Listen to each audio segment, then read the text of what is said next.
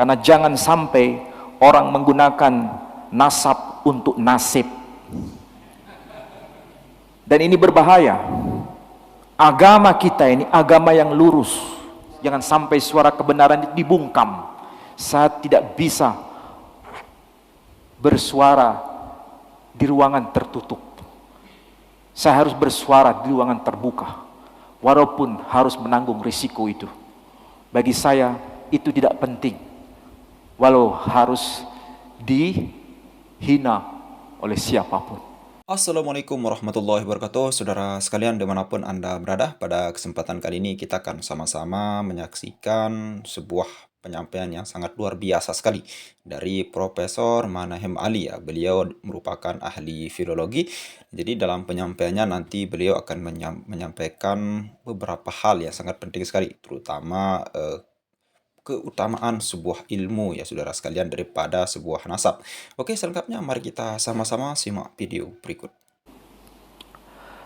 Kalau Sefer Bereshit atau kitab Kejadian pasal 17 ayat 20, kalau ingin memahami secara cermat lebih baik dicatat.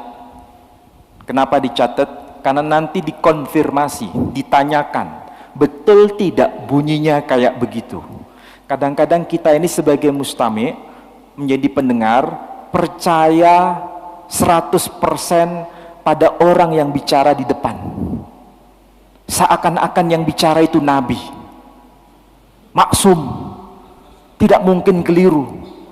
Padahal bisa jadi Anda dibohongi. Iya kan? Kita muslim tidak bisa percaya kepada siapapun kecuali dengan kritis. Percaya dengan nalar yang kritis. Supaya apa? Tidak dibicarakan hal-hal yang berbau dusta. Bukankah kita diajarkan untuk menjauhi TBC? Apa itu TBC? Bid'ah, khurafat, tahayul. Sekarang TBC itu ada enggak? Hah? Oh banyak. Halu, mi'raj 70 kali sehari. Itu TBC bukan? Menurunkan hujan susu dari langit. TBC bukan? TBC. Bisa melarang malaikat bertanya kepada hambanya. TBC bukan? Ini harus dihilangkan. Kalau tidak umat menjadi bodoh, umat tidak cerdas. Alhamdulillah kita selalu berjuang di jalan tauhid ini. Jangan sampai kita dikibuli dengan ajaran-ajaran yang tidak mencerdaskan kita. Oke, sekarang kita kembali. Jangan sepaneng panjenengan ya. Nah, kalau di dalam kitab Kejadian atau Sefer Bereshit pasal 17 ayat 20 bisa dicatat. Disebutkan begini. Wala Yishmael sema'tiha hinne berechti oto wahirbeiti oto wahifreiti oto bemeot meot snem ashar neshim yelet wenetahti legoy gadol. Kira-kira mirip nggak dengan bahasa Arab? Hah? Enggak. Oh, kurang cermat sampean. Coba perhatikan tuh. Wala Yismael sema'tiha. Wala Yismael sema'tiha. Artinya, dan tentang Ismail aku telah mendengarkan permintaanmu. Ini ucapan Tuhan kepada Ibrahim alaihissalam. Tuhan menurut mereka bicara kepada Ibrahim. Dan Tuhan berkata kepada Ibrahim, mereka menyebut Abraham. Wali Ismail sema'atiha. Dan tentang Ismail, sema'atiha, sema'. Bahasa Arabnya sami'ah, sama. Sema'atiha, aku telah mendengarkan permintaanmu. Hinne berechti oto, aku memberkati dia. Wahirbeiti oto, dan aku akan memperbanyak keturunannya. Wahifreiti oto, dan aku akan melipat gandakan keturunannya sebanyak-banyaknya. Senem Ashar Neshim, ada 12 Neshim. Saya tidak terjemahkan Neshim itu apa. Ada 12 Neshim Yelet yang akan lahir dari sulbinya Ismail. Kemudian ditegaskan di situ, Legoy Gadol, dia akan menjadi bangsa yang besar. Itu bahasa Ibraninya. Oke. Sekarang kalau kita tidak mengerti bahasa Ibraninya, sekarang kita bisa membaca dokumen lain yang dalam bahasa Arab, ditulis dalam bahasa Arab, dipakai di kalangan tradisi Arab, bukan Arab musta'ribah, tapi dipakai di kalangan Yahudi musta'ribah. Apa itu Yahudi musta'ribah? Orang Yahudi tapi berbahasa Arab. Orang Yahudi bertutur dalam bahasa Arab. Orang Yahudi yang menggunakan tradisi Arab, berperadaban Arab. Itu yang disebut Yahudi musta'ribah. Sedangkan Bani Ismail, keturunan Ismail, disebut sebagai bangsa Arab musta'ribah. Arab musta'ribah. Jadi yang para masyayikh itu juga keturunan Bani Ismail. Misalnya Bawazir, ada orang yang bernama Ismail Bawazir, ada Thohir Bawazir. Tahu Thohir Bawazir siapa? Pak Thohir Bawazir siapa? Owner dari Pustaka Al-Kautsar Jakarta. Ini Thohir Bawazir. Itu juga bagian dari Bani Ismail. Dan masih banyak yang lain. Alhamdulillah di sini ada, saya lihat wajah-wajahnya. Ya, pokoknya kalau depannya ada ba, itu pasti berasal dari Arabia bagian selatan.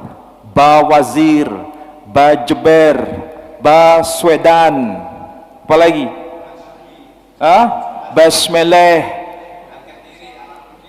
Yang depannya ba, itu sebetulnya singkatan dari Bani. Ba itu singkatan dari Bani. Jadi ba Wazir berarti Bani Wazir. Ba Jeber Bani Jabar. Ba Swedan Bani Swedan. Itu kode sebetulnya. Ya, kalau disebut kode paham maksud saya. Jadi Bani Ismail itu besar. Makanya Bani Ismail dalam kitab yang saya bawa ini, itu dokumen yang paling awal, kitab Taurat diterjemahkan dalam bahasa Arab oleh seorang rabi yang namanya Rabbi Sa'adia Gaon.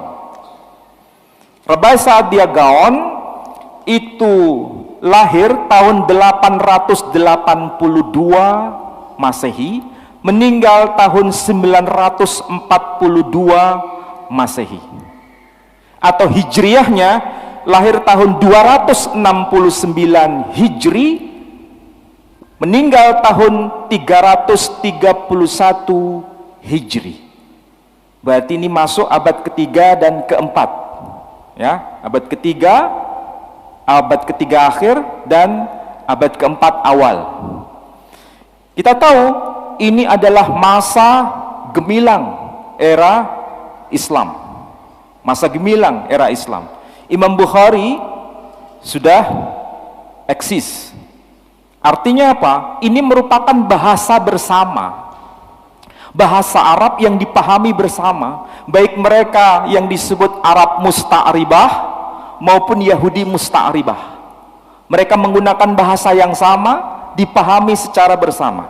Ternyata teks Ibrani tadi diterjemahkan demikian. Mungkin saudara akan kaget ini karena menggunakan istilah kunci. Di sini disebutkan begini. Wa fi Ismail qad sami'tuka. Dan tentang Ismail sesungguhnya aku telah mendengarkan permintaanmu. Ha ana mubarikun fihi wa unmihu wa ukthirhu jidda Ithna asara syarifan yalid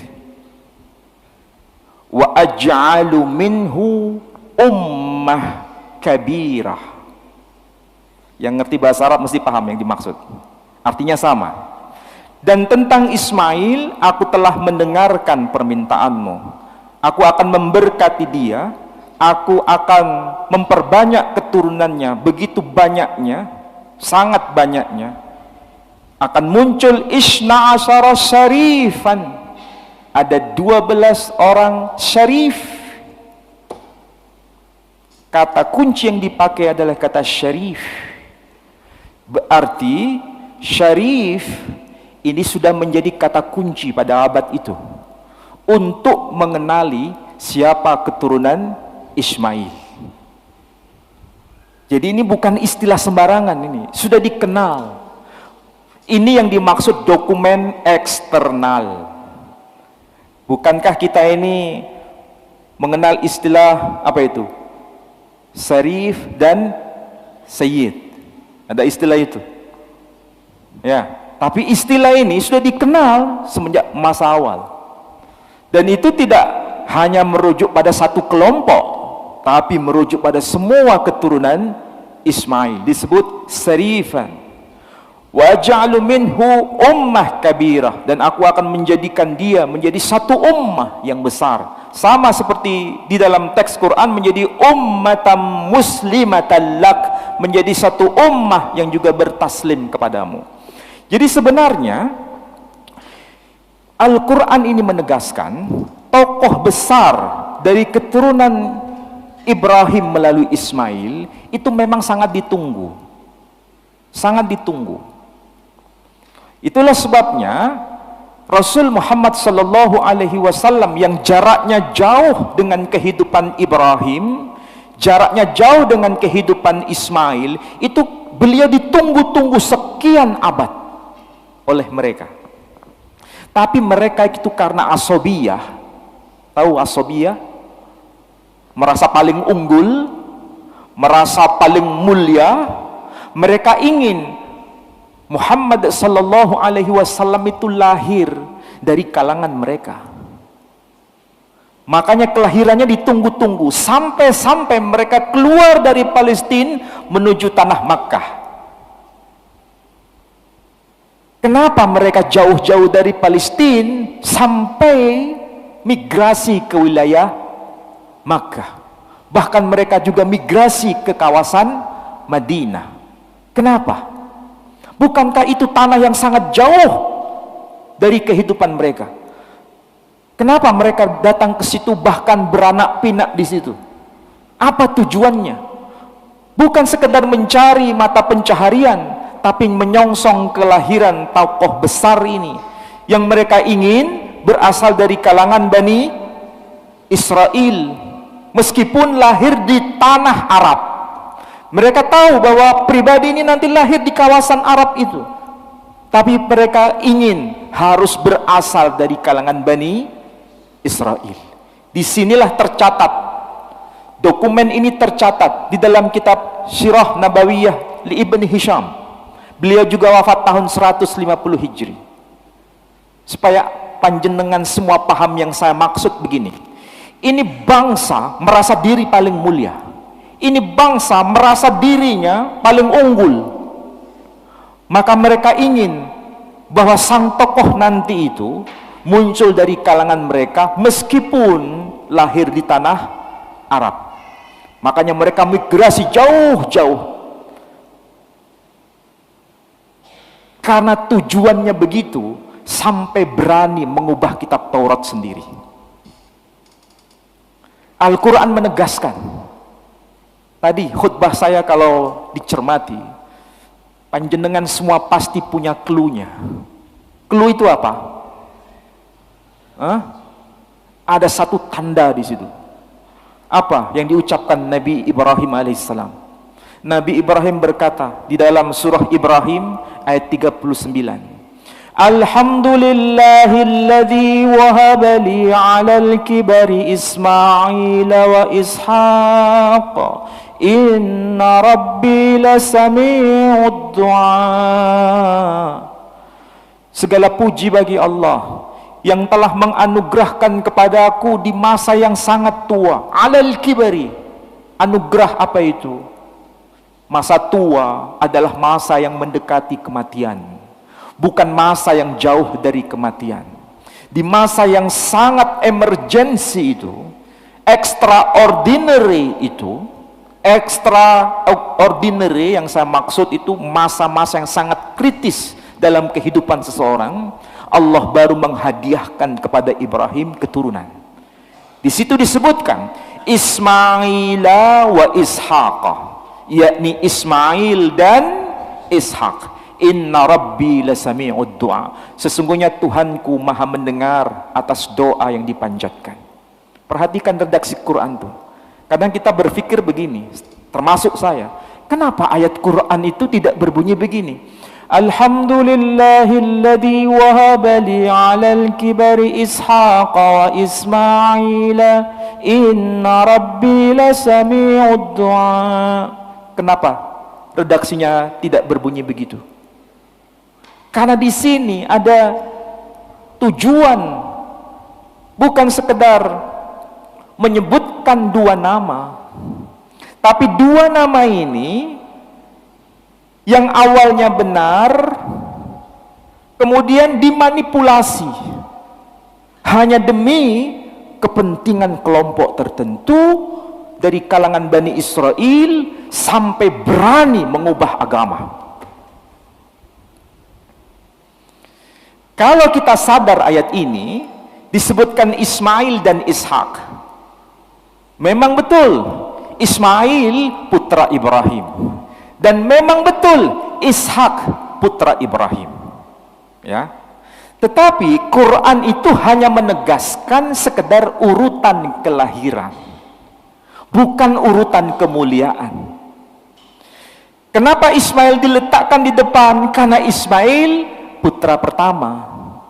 Kenapa Ishak diletakkan di belakang? Karena Ishak putra kedua.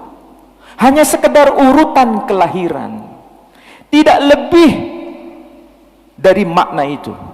Ayat itu tidak mengandung makna ini urutan kemuliaan Ismail dibanding Ishak, bukan itu.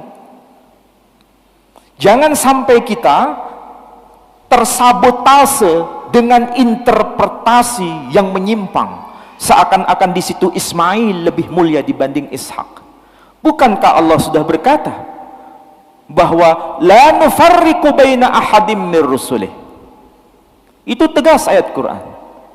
Sehingga kita pasti punya pemahaman yang sama bahwa itu adalah ayat yang dimaksud sekedar urutan kelahiran, bukan urutan kemuliaan.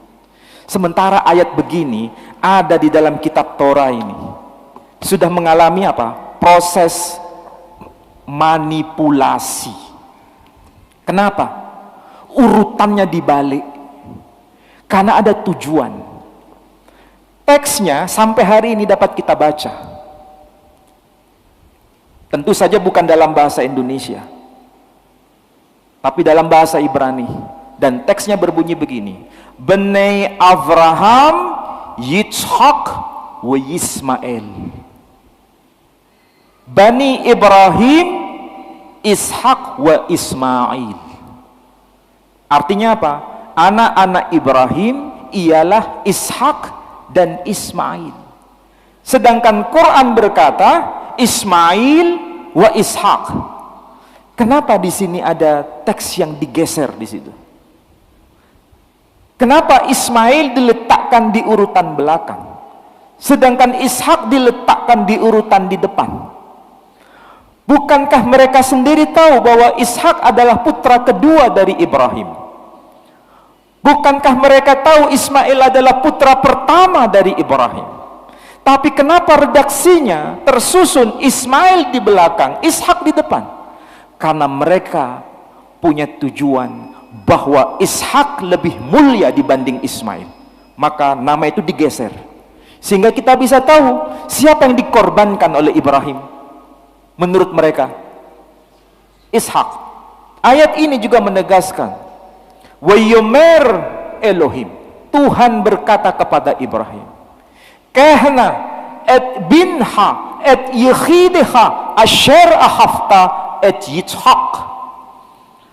Ambillah putramu satu-satunya, wahai Ibrahim, ambillah putramu yang satu-satunya itu, yang amat engkau cintai, yakni Ishak. Di sini jelas ada tujuan, ada motif bahwa Ishak memang lebih mulia dibanding Ismail. Makanya diletakkan di depan. Gejala seperti ini, gejala asobiyah seperti ini masih ada nggak sampai sekarang? Siapa mereka? Nggak perlu saya jawab. Dan ini telah terjadi di masa dulu. Syekh Ahmad Sarkuti melawan itu. Dan kita tahu bagaimana perjuangan beliau meluruskan agama ini.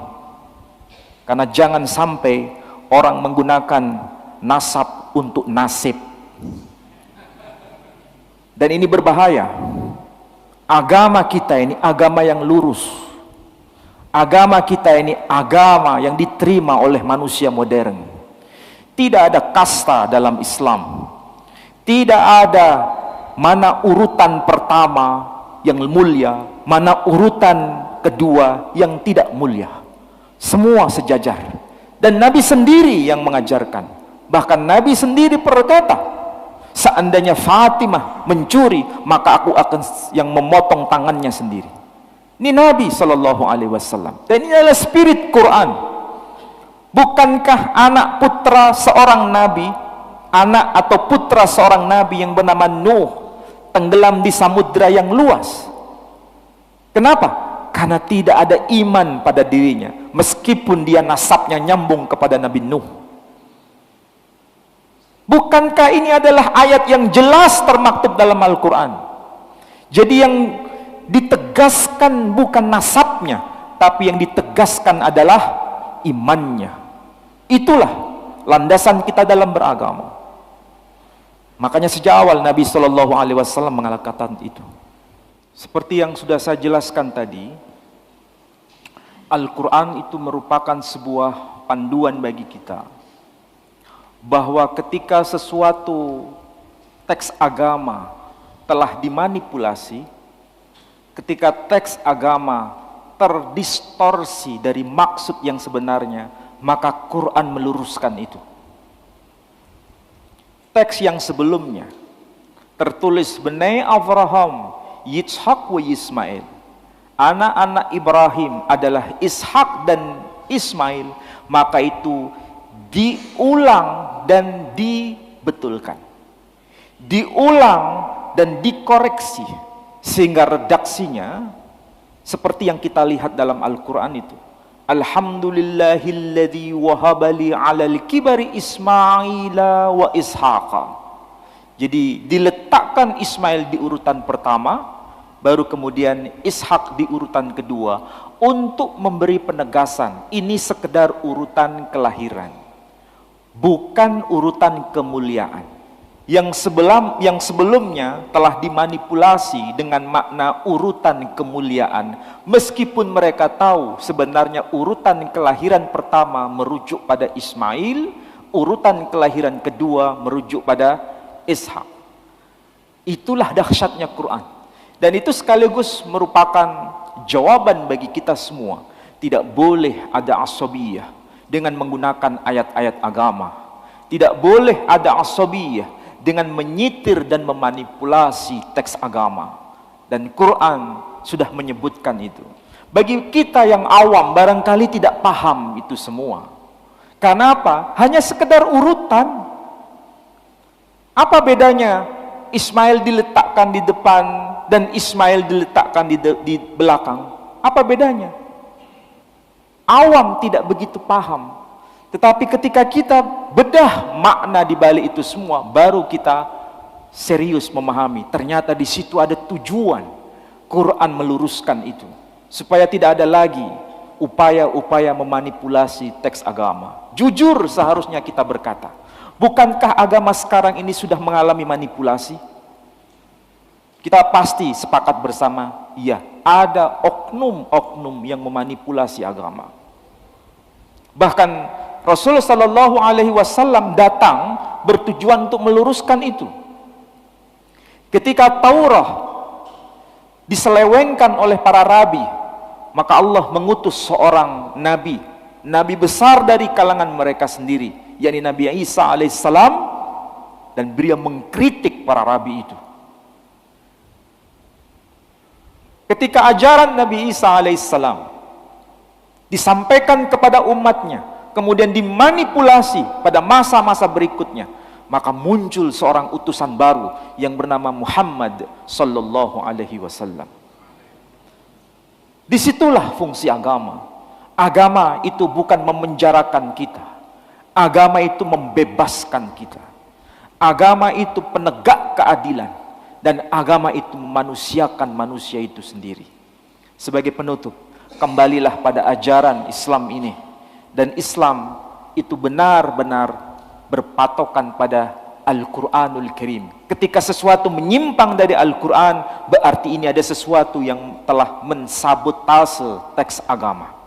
Ketika ada yang mensabotase teks agama, kita harus jeli. Jangan sampai terjadi seperti bapak nenek moyang kita terdahulu mengalami itu. Sebagai penutup ingin saya jelaskan, iblis tahu karakter Adam. Adam itu sangat begitu dekat dengan Tuhannya. Maka supaya Adam tergelincir, maka ucapan Tuhan itu dimanipulasi. Siapa yang memanipulasi? Iblis sendiri. Sehingga yang didengar oleh Adam, kenapa dia sampai mengambil buah huldi itu, sebetulnya itu ucapan Tuhan, tapi yang dipelintir. Sehingga Adam tergelincir. Adam mengingat ucapan Tuhan, tetapi ada sesuatu, mana yang ori, mana yang KW, dia mengalami kebingungan. Disitulah sang penyabotase melakukan makarnya. Akhirnya sukses atau tidak? Sukses. Tapi Adam tahu dirinya adalah makhluk yang dhaif. Dia mau kembali kepada Tuhannya. Dan itu adalah cerminan kita semua. Kita tahu kita telah tergelincir. Tetapi kalau kita kembali, pasti Allah juga akan menerimanya. Tetapi celaka bagi dia yang telah mensabotase. Firman Allah dipelintir untuk kepentingan pribadi. Dan ada kesombongan di situ.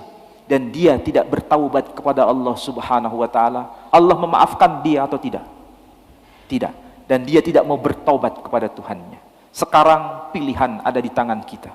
Kita mau mengikuti orang yang mensabotase firman Allah itu, ataukah kita mau mengikuti Adam alaihissalam? Semoga kita semua menjadi pengikut Adam yang mau mengakui kelemahan kita, mau bertaubat di hadapannya, supaya kita kembali ke jalan Siratal Mustaqim. Mudah-mudahan kita menjadi hamba-hamba yang masuk kategori hamba yang bertauhid, dan pulang kepada Allah dengan membawa tauhid ini ila akhir ajal kita. Baik, ada yang mau tanya?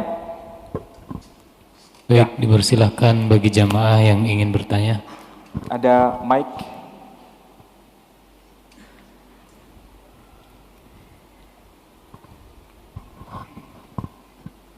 Bismillahirrahmanirrahim. Assalamualaikum warahmatullahi wabarakatuh.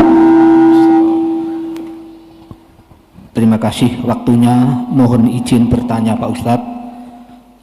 Tadi sudah sampaikan bahwa Al-Baqarah ayat 129 itu ada pesan dari Allah kepada Nabi Ibrahim akan muncul dari pemimpin dari umatnya atau keturunannya.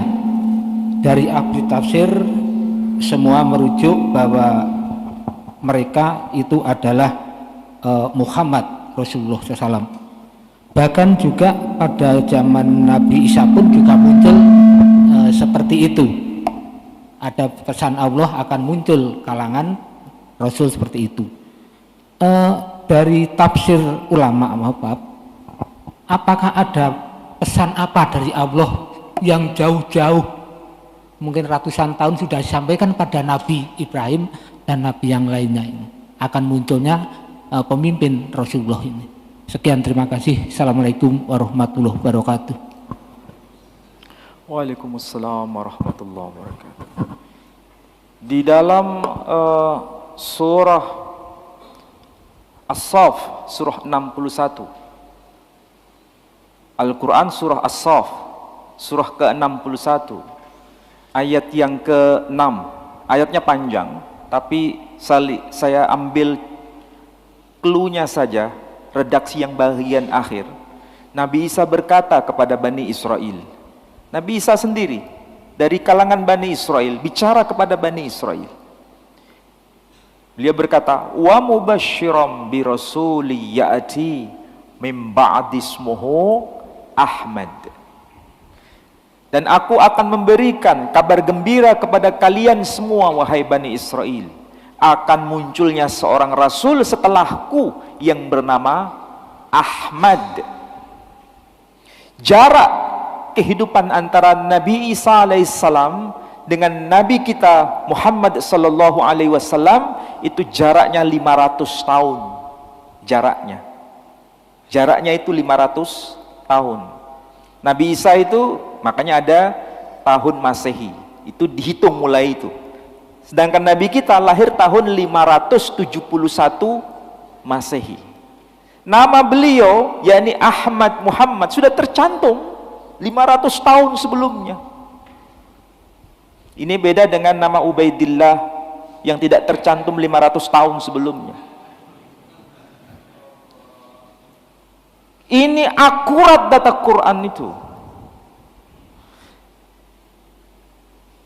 Nama beliau tercantum itu. Disampaikan kepada Bani Israel. Pada surah Ali Imran, surah yang ketiga, fa insyaallah ayat 81. Di situ disebutkan wa id akhadallahu mitsaqan nabiyyin. Dan ingatlah tatkala Allah telah mengikat satu perjanjian agung bersama para nabi. Itu ayatnya panjang sekali. Jadi Allah subhanahu wa ta'ala sudah bicara kepada para nabi. An-nabiyyin itu bukan satu nabi. An-nabiyyin bukan dua nabi. Tapi an-nabiyyin banyak nabi. Berapa jumlah para nabi di dalam kitab-kitab hadis? Disebutkan 124.000 nabi. Jumlah totalnya. Itu bukan jumlah yang sedikit. 124.000 nabi. Di dalam Quran hanya disebutkan sampel. Antara nabi dan rasul teridentifikasi hanya 25. Itu sampel saja. Kalau seandainya semua para nabi disampaikan di dalam Al-Quran, kira-kira tebalnya Al-Quran berapa itu jumlah halamannya? Hanya sampel saja. Tapi cukup dengan bahasa sederhana, redaksi sederhana, dengan ungkapan yang sangat tegas. Walikulli qaumin had. Setiap ummah diutus sang penyeru. Setiap ummah. Dan para nabi yang berasal dari ummah yang bermacam-macam, dari bangsa-bangsa yang bermacam-macam, dari suku bangsa yang bermacam-macam, mereka bicara dalam bahasa mereka masing-masing. Walikulli qaumin had. Bahasa yang dipakai bilisani qaumih, sesuai dengan bahasa kaumnya. Tegas di situ, Rasul sallallahu alaihi wasallam sudah tertulis namanya. Dan apakah sampai sekarang masih kita jumpai nama itu? Ada, masih ada. Hikko mamtakim wa khullu Muhammadim Zaidadi wa Zaira'i benot Yerusalem. Hikko mamtakim, apa yang pada lisannya begitu indah. Wa khullu, dan keseluruhannya. Siapakah dia? Muhammadim. Siapa itu? Zaidadi, dialah pemimpinku. Wa Zaira'i, dialah kekasihku. Dialah pemimpinku. Benot Yerusalem. Saksikan wahai putri-putri Yerusalem. Siapa yang berkata begitu? Nabi Sulaiman alaihissalam. Nabi Sulaiman itu pemimpin. Orang Yahudi menyebutnya sebagai Malach Shlomo, Raja Sulaiman. Tapi dia berkata Muhammadim Zaidodi wa Zaira'i. Muhammadim, dialah kekasihku, dialah pemimpinku. Maka kita sebagai ummah Nabi Muhammad sallallahu alaihi wasallam seharusnya mengikuti teladan Nabi Muhammad sallallahu alaihi wasallam yang melanjutkan risalah Nabi Ibrahim alaihissalam. Itulah sebabnya kita harus selalu bersalawat dalam salat kita. Allahumma salli ala Muhammad wa ali Muhammad kama sallaita ala Ibrahim wa ali Ibrahim ila akhirih. Ya, itu penting. Dan barangkali ini pertanyaan terakhir, saya berikan clue-nya saja. Kita yang ada di sini disatukan dalam satu akidah yang sama. Apakah kita ada yang dari kalangan Bani Ismail atau bukan dari kalangan Bani Ismail, duduk bersama mengikuti risalah yang sama. Dan itu membahagiakan kita semua. Nabi pada masa awal risalah telah menegaskan, tidak ada bedanya antara kalian yang Arab atau yang bukan Arab. Tidak ada bedanya antara kalian yang kulit putih dan yang kulit hitam. Dan tidak ada bedanya antara kalian yang orang merdeka dan orang yang sebagai budak sahaya. Mulai hari ini perbudakan dihapuskan. Itulah risalah Islam. Dan kita bahagia dengan risalah itu. Dan risalah Islam ini telah diadopsi dalam piagam PBB. Maka perbudakan dihapuskan sampai selama-lamanya. Siapa yang punya kontribusi itu? Risalah Islam di bawah tangan Nabi kita Muhammad sallallahu alaihi wasallam. Maka sekarang tidak boleh ada kasta lagi. Mulai sekarang tidak boleh ada yang menjadikan kita sebagai status budak itu. Apalagi budak spiritual, tidak boleh. Ya, semua kita sama. Oke? Mudah-mudahan ini manfaat untuk kita semua. Kita harus bangkit untuk menegakkan risalah tauhid ini. Jangan sampai suara kebenaran itu dibungkam. Saya tidak bisa bersuara di ruangan tertutup. Saya harus bersuara di ruangan terbuka, walaupun harus menanggung risiko itu. Bagi saya itu tidak penting, walau harus dihina oleh siapapun. Saya tetap berjalan Siratal Mustaqim. Saya akan tetap kumandangkan itu. Mudah-mudahan ini manfaat bagi saudara-saudara. Oke, saudara sekalian, itu tadi penyampaian yang sangat luar biasa sekali dari Profesor Manahem Ali terkait dengan bagaimana kita di dalam melihat sesuatu itu harus menggunakan akal pikiran kita. Jangan sampai ada kata-kata perbudakan spiritual yang memang kita masih mengadut hal itu, saudara sekalian. Nah, salah satu perbudakan spiritual itu adalah secara bebasnya diterjemahkan bahwa kita di dalam memahami suatu doktrin oleh seseorang, taruhlah seorang Habib misalkan, kita tidak menggunakan akal sehat pikiran kita, baik itu secara ilmiah ya saudara sekalian, maupun secara non ilmiah. Artinya apa? Kita menelan bulat-bulat apa yang disampaikan, meskipun yang disampaikan oleh orang yang kita dengar itu adalah penyampaian yang khurafat ya. Bahkan di dalam penyampaian Profesor Manahem Ali itu ya, jauhilah yang namanya TBC. Salah satu kepanjangan dari TBC itu adalah tahayul, khurafat, dan apa lain, lupa saya. Nah, itu yang memang terjadi di Indonesia, saudara sekalian. Nah, di dalam terkait hal ini ada beberapa hal yang sangat penting sekali yang disampaikan oleh Profesor Manahem Ali, saudara sekalian, yang patut kita ingat dan ulas bersama ya. Yang pertama itu, siapapun yang berbicara, catat, pahami, jangan mau dikibuli. Nah, seperti yang kita sampaikan tadi, saudara sekalian, ketika kita mendengar ceramah seseorang, habaib, bukan hanya habaib, siapapun itu, baik itu Gus maupun Syarif, Said, Kiai, dan lain sebagainya, ketika kita mendengar ceramah seseorang, catat, pahami. Bisa jadi apa yang disampaikan merupakan hal yang dipelintir, lain yang dibicarakan, lain tafsirnya, ataupun yang disampaikan itu adalah hal untuk menguntungkan kelompok mereka, saudara sekalian. Seperti yang kita lihat sekarang ini, banyak para oknum-oknum Habib yang menyampaikan hal-hal yang di luar nalar kita, saudara sekalian.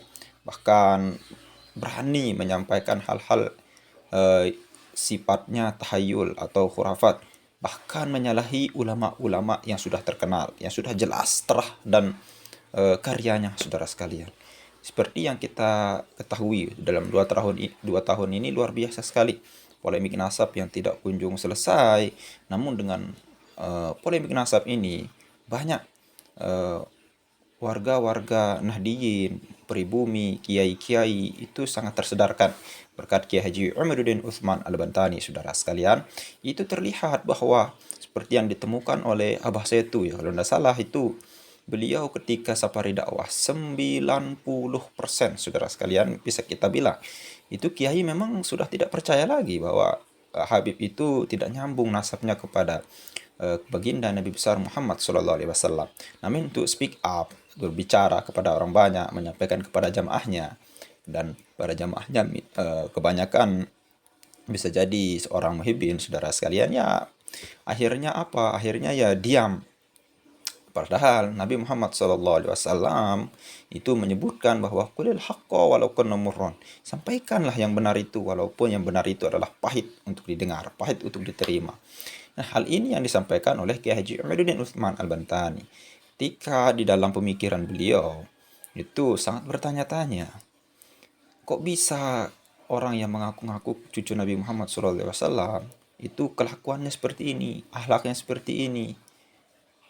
Apakah ini benar-benar? Benarkah? Nah, hal itulah yang menjadi pemicu daripada kemunculan tesis Kiai Haji Umaruddin Utsman Al-Bantani. Berangkat dari pertanyaan-pertanyaan itu, saudara sekalian. Nah, itu yang pertama. Dan yang kedua, disampaikan oleh Profesor Manahem Ali itu manipulasi Bani Israel di dalam agama demi agar Nabi terakhir harus dari keturunan Bani Israel. Nah, ini memang yang disampaikan tadi, saudara sekalian. Inilah hal yang sangat ditunggu oleh Bani Israel, bahwa mereka sudah mengetahui bahwa orang-orang Yahudi ini, saudara sekalian, itu sudah mengetahui bahwa Nabi yang terakhir itu adalah ada Nabi yang bernama Ahmad. Nah, mereka ini bagaimana rencananya? Mereka menganggap bahwa orang-orang Bani Israel ini harus dan wajib Nabi itu berasal dari keturunan mereka, karena itu menjadi kebanggaan mereka, ya. Salah satu kebanggaan daripada Bani Israel itu adalah mereka menyebut-nyebut nasab nenek moyangnya, saudara sekalian. Namun Allah berkata lain, Nabi Muhammad lahir di tengah-tengah orang Arab, yaitu di bangsa Quraisy, ya Rasulullah. Nah, itu yang ketiga. Dan yang terakhir yang disampaikan oleh Profesor Manahem Ali yang sangat luar biasa, yaitu, saudara sekalian, dalam agama tidak ada kasta, orang lebih mulia gara-gara nasab. Nah, inilah yang kita sebutkan tadi, bahwa dalam agama itu kita semua sama, saudara sekalian. Dan kemudian ketika kita menganggap bahwa nasab itu lebih mulia daripada ilmu, maka inilah orang akan lebih mudah mengaku-ngaku, lalu kemudian dengan pengakuannya itu, saudara sekalian, dia anggap dirinya lebih mulia daripada orang lain. Bahkan di dalam suatu framing, oknum Habib mengatakan bahwa kami adalah tuan-tuan kalian dan kalian adalah sebagai pelayan-pelayan kami. Inilah hal yang memang mengganjal bagi kita, saudara sekalian. Kenapa? Karena selama kita mondok, selama kita ngaji, tidak pernah kita mendengar ajaran seperti itu, saudara sekalian. Baru kali ini. Dan itu sudah tersebar luas di media sosial. Kalau ada orang yang menganggap kita fitnah dan sebagainya, itu tidak benar. Itu sudah ada. Silahkan cari di YouTube, lalu kemudian di Facebook dan lain sebagainya, sudah tersebar video seperti itu, saudara sekalian. Oke, mungkin hanya itu saja. Mudah-mudahan apa yang disampaikan oleh guru kita, Profesor Manahem Ali, bermanfaat. Sekian. Assalamualaikum warahmatullahi wabarakatuh.